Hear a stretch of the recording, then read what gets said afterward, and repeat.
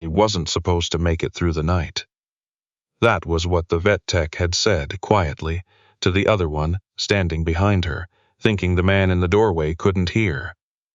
But Vaughn Shea had spent 22 years training his ears to catch what people didn't mean to say out loud, and he heard every word. He stood in the entrance of the Kenora animal shelter, with his jacket still damp from the November rain, looking at the small shape curled in the back corner of the kennel. A German Shepherd pup, maybe 8 weeks old, maybe less, ribs showing through dull fur, one ear folded wrong like it had given up trying. The puppy wasn't moving, just breathing, barely. Vaughn wasn't supposed to be there either. He had driven past the shelter 3 times before pulling in. He didn't know why he stopped. He hadn't planned to. He'd been driving back from the hardware store with a bag of weather stripping and a box of screws, things he needed to fix the door of the cabin before the cold settled in for real. And somehow he'd ended up in the parking lot of a building he hadn't noticed before, engine idling, rain ticking against the windshield. That was November. The cabin outside Kenora sat on a narrow strip of land between 2 spruce stands, close enough to Lake of the Woods that on still mornings the water looked like hammered pewter from the kitchen window. Vaughn had bought it 4 years ago with no particular plan except to be somewhere that wasn't anywhere he'd been before. He'd left the teams the previous spring. Not entirely by choice, not entirely by force, somewhere in between the two in the way that endings often are, and after the paperwork and the debriefings and the handshakes that meant goodbye, he'd pointed his truck north and kept driving until the roads thinned out and the towns stopped pretending to be cities. His wife, Carol, had died 3 years before his discharge. Pancreatic cancer, 7 weeks from diagnosis to the end. He'd been in the middle of a rotation he couldn't speak about in a country he couldn't name, and by the time the compassionate leave came through, he had 4 days with her. 3 of them good, 1 of them the last. She'd told him not to retire on her account. He hadn't listened. He'd come home and tried to be the kind of man a quiet life could hold, and found out that he wasn't. Not yet. Maybe not ever. He didn't talk about Carol to anyone in Kenora. He bought groceries at the IGA on Tuesday mornings when it was quiet. He nodded at people who nodded first. He fixed things around the cabin, the dock, the chimney flashing, the stubborn second step on the porch, and told himself this was enough. Being useful. Keeping things from falling apart. It was not enough. He knew it wasn't enough. You know something is wrong with the engine before the dashboard tells you, a feeling in the chest, a low vibration that doesn't stop. He drove past the shelter 3 times. Then he pulled in. Her name, according to the tag on the kennel, was not yet decided. She'd been brought in by a family who'd found her in a storm drain near the Trans-Canada. Alone, no mother in sight, already in bad shape. The vet tech. A young woman named Addie with paint on her left shoe and a tired look that suggested she'd been there since early morning, explained that the puppy had a respiratory infection, mild hypothermia, and was significantly underweight. They'd been keeping her warm and trying to get fluids into her. She'd made it further than they expected. "Can I see her?" Vaughn said. Addie looked at him the way shelter workers learn to look at strangers who come in on rainy evenings, measuring something that isn't on any form. Then she opened the kennel. The puppy lifted her head, that was all she did. Just lifted it and looked at him with eyes that were dark and glassy and exhausted, and then let it fall back down again. But she'd looked, that was the thing. She'd found him in the room and looked. Vaughn crouched down to her level. He didn't reach in, he just waited. "She doesn't usually do that," Addie said behind him. "Do what?" "Look up." He stayed crouched for a while. His knees reminded him he wasn't 30 anymore. He didn't move. "What happens if she doesn't make it?" he asked. Addie was quiet a moment. "Same as always." Vaughn nodded slowly. He looked at the puppy's ribs rising and falling under the thin blanket someone had tucked around her. He thought about the cabin with its fixed door and its hammered pewter lake and its reliable, grinding silence. He thought about Carol, who had loved dogs their whole marriage and never had one because they moved too much, always another posting, another country, another temporary home. "I'll take her," he said.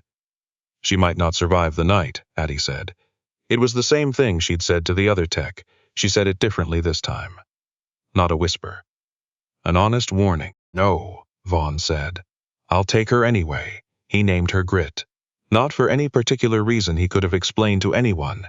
It just came to him in the truck on the way home, the puppy in a borrowed carrier on the passenger seat, and it felt right. Not cute, not soft, not the kind of name that promised more than the world could deliver.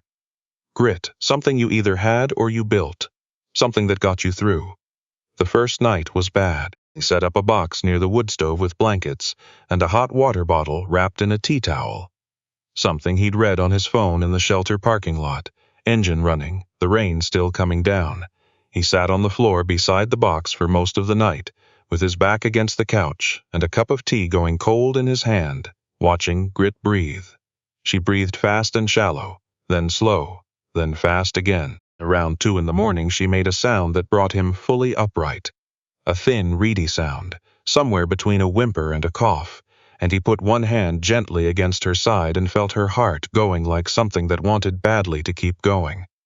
"You're all right," he said quietly. "You're all right." He said it for her. He also said it for himself.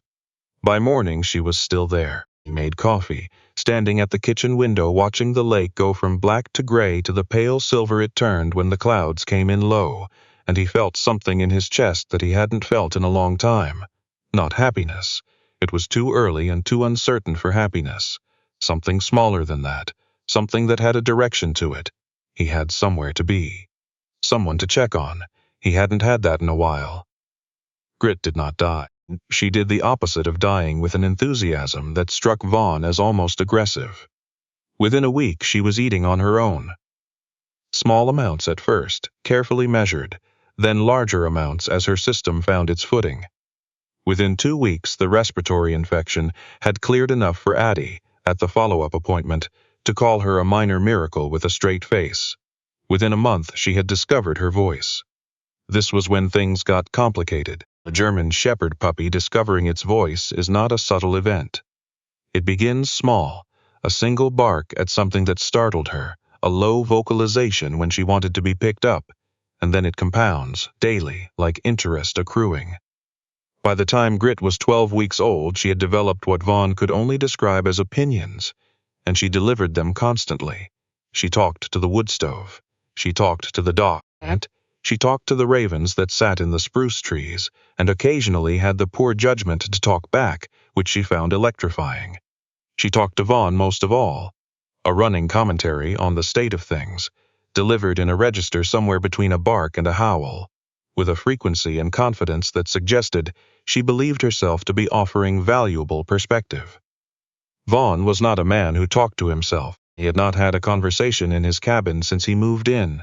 Not a real one. Not the kind where someone responded. His neighbor, a retired railway engineer named Brody who lived a kilometer up the road, stopped by twice a month to check in, and they spoke briefly about weather and firewood and the state of the road after rain. That was the extent of Vaughn's verbal life.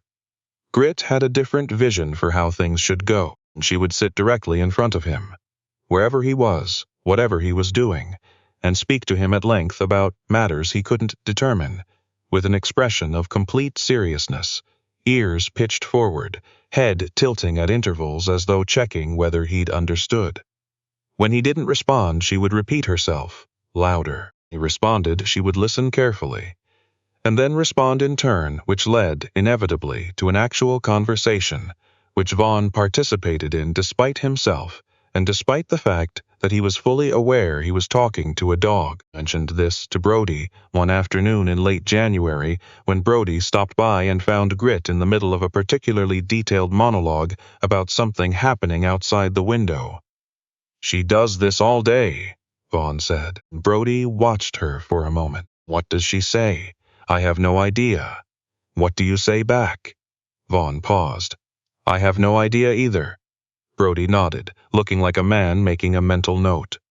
He accepted the coffee Vaughn handed him and sat down, and they watched Grit together for a while in the way that people will watch something that doesn't have an explanation and doesn't need one. "Carol would have loved her," Vaughn said. He hadn't meant to say it. It came out the way things do when you've stopped guarding yourself for a moment. Brody didn't react with the particular kind of careful gentleness that Vaughn had come to dread in people who knew about Carol, the performance of sympathy that pressed on the bruise instead of leaving it alone. He just nodded again, slowly, the way you nod at something that's true. Yeah, he said, she probably would have. Grit turned from the window and looked at both of them, apparently satisfied that she'd made her point, and then walked over and sat on Vaughn's foot. In February, Brody's daughter arrived from Toronto. Her name was June, and she arrived with 2 suitcases and the particular quietness of someone who had come a long distance carrying something heavy that wasn't in either of the suitcases. Brody had mentioned she was coming. Something about a difficult year, a job that had ended, a relationship that had ended before that. But he hadn't said much, and Vaughn hadn't asked. It wasn't his business. He met her the first time when she came over to borrow a hand, saw that Brody didn't have, and was too proud to admit he didn't have, which meant she had to ask the neighbor. Knocked on the cabin door in the early afternoon with her hands in her jacket pockets and snow still on her shoulders from the walk, and Grit, who had been asleep near the fire, woke instantly and launched herself at the door with a sound like a freight train. June took 1 step back on the porch. Vaughn opened the door, holding Grit by the collar, and June looked at the dog and then at him, and the smallest possible version of a smile moved across her face. I didn't know he had a neighbor with a shepherd, she said. She's 7 months, Vaughn said. She doesn't bite. She just has things to say. As if to confirm this, Grit said something immediately. A loud, urgent declaration directed at June, ears forward, tail going in a wide arc. June crouched down without being invited to, which was the right thing to do, and Grit stepped forward and placed both front paws on June's knees and continued her address from closer range. Hi, June said to the dog with the voice people use when they forget there are other people in the room. She'll want you to answer her, Vaughn said. June looked up at him. What? She expects a response. Doesn't matter what you say. She just wants to know you heard her. June looked back at Grit. Okay, she said to the dog. I heard you. Grit licked her face once with great conviction and then walked back inside. June borrowed the handsaw. She returned it the next afternoon, and Grit held the door for her. She came back after that, not every day, but often enough that Grit began to listen for her boots on the porch. June would help Vaughn carry things, or they would have coffee at the kitchen table, and Grit would sit between them and contribute to the conversation with the impartiality of someone who had known them both the same length of time, and therefore had no particular allegiance. Vaughn learned, over coffee and over the course of February, that June had worked as an archivist in Toronto. Preserving old records, she explained, things people wanted to keep but didn't know what to do with, and that she had been good at it and had found it meaningful, and that the funding for the program had been cut in October, and the job had ended, and she had come home because she didn't know where else to go. That happens, Vaughn said. You ran out of places, she said. Was quiet for a moment, looking at his coffee. Grit put her head on his knee. Yeah, he said, something like that. He didn't say more than that. She didn't press. What she did instead, a week later, was show up with a box of her mother's old things that Brody had been meaning to sort through for 2 years and hadn't. Not because he was sentimental, though he was, but because he didn't know how to begin. June had found the box in the back of the storage room and understood immediately what kind of task it was, not a physical one but the other kind, and she'd thought, she said this matter-of-factly, without framing it as a kindness, that maybe if she did it here, with the dog and the fire, it would be easier. Vaughn didn't say anything. He moved his coffee cup to make room on the table. They went through the box slowly. Letters. A pair of reading glasses. Road map of Ontario folded wrong and never fixed. A photograph of Brody and his wife. Vaughn had never known her name. He learned that afternoon it was Louise. Taken somewhere in the Maritimes, young, laughing at something outside the frame. June held the photograph for a long time without saying anything. Grit, who had been lying near the table, stood up and walked over to June and sat down beside her chair and leaned against her leg. She didn't speak. She didn't do anything except be there, warm and present and very certain that this was where she was needed. June put her hand on the dog's head. She knows, she said. It wasn't a question. She usually does, Vaughn said. He thought of Carol then, not with the sharp edge the thought sometimes carried, the one that caught him in the night or in the middle of hardware stores, but with something softer. Memory of Carol telling him, once years ago, that dogs understood grief better than people because they didn't try to fix it, they just stayed in the room. He hadn't known what she meant then. He knew now. Brody came for dinner in March, not at Vaughn's invitation, at June's, though she framed it as Vaughn's idea so her father wouldn't feel managed, which Vaughn understood and went along with. She made a stew with whatever was in the pantry, and a loaf of bread that didn't rise quite right but tasted fine, and the three of them sat around the kitchen table, while Grit moved between their feet in a slow rotation, collecting whatever scraps of attention were available. It was the first dinner Vaughn had had with other people in his cabin. He hadn't noticed, until it happened, that he'd wanted it. Brody talked about the railway. He had stories. Not grand ones, not the kind people tell at events, but the particular, specific stories of a long working life. A delay outside Winnipeg in a February storm, a passenger who'd gotten off at the wrong station and never come back to claim their luggage, a summer on the prairies when the heat cracked the rails and the whole country seemed to be holding its breath. He told them well. He had the kind of memory that kept textures. The smell of a dining car in July, the weight of a specific bag, the color of light coming through frosted windows. Vaughn had told his stories once, to Carol, all of them, the ones he could tell and the outlines of the ones he couldn't. He hadn't told them to anyone since.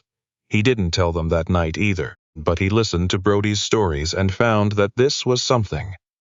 This, listening, being in a room where time was passing, and people were eating, and the dog was underfoot. This was something he had not given himself credit for missing. After Brody went home, June stayed to help wash up. Grit sat on the floor between the sink and the table and watched them with the judicious expression she'd developed recently, the one that suggested she was assessing things.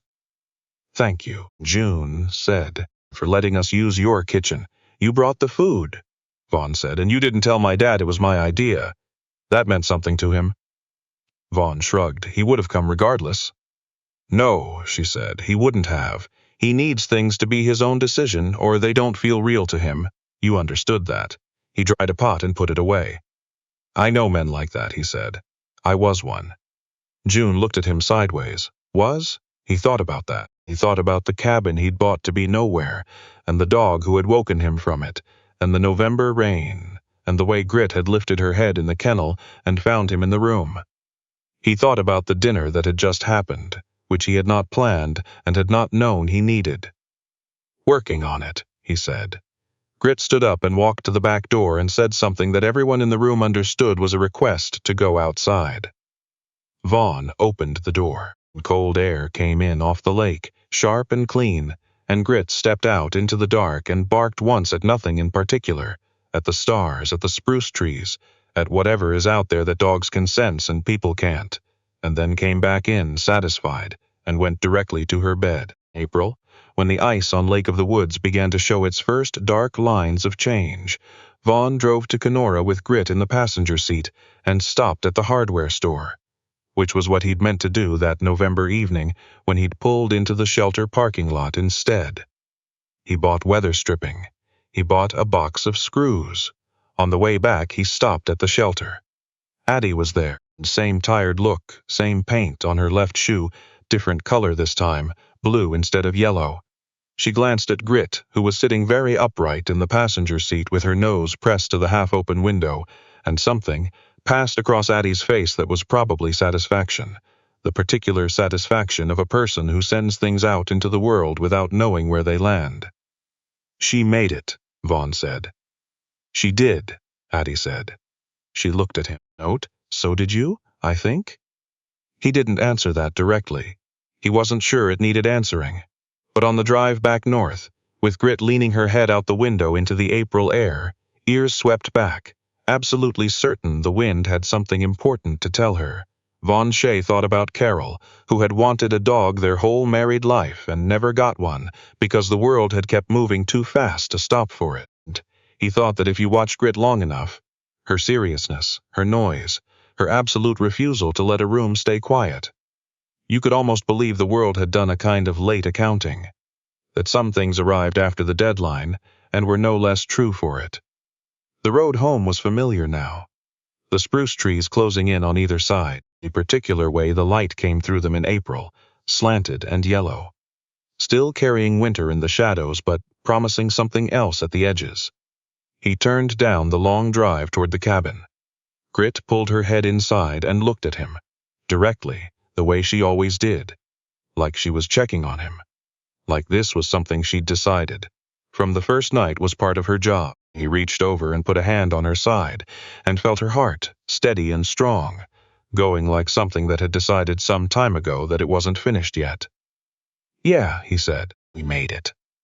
She said something back, quiet for her, almost conversational, and faced the road again as the cabin came into view through the trees. The smoke from the chimney, going straight up in the still air, the dock dark against the silver of the lake, the door he'd finally fixed standing solid against the frame. Someone needed to be home to keep the fire going. It turned out that was enough to begin with, and for the first time in 4 years, Vaughn Shea believed it.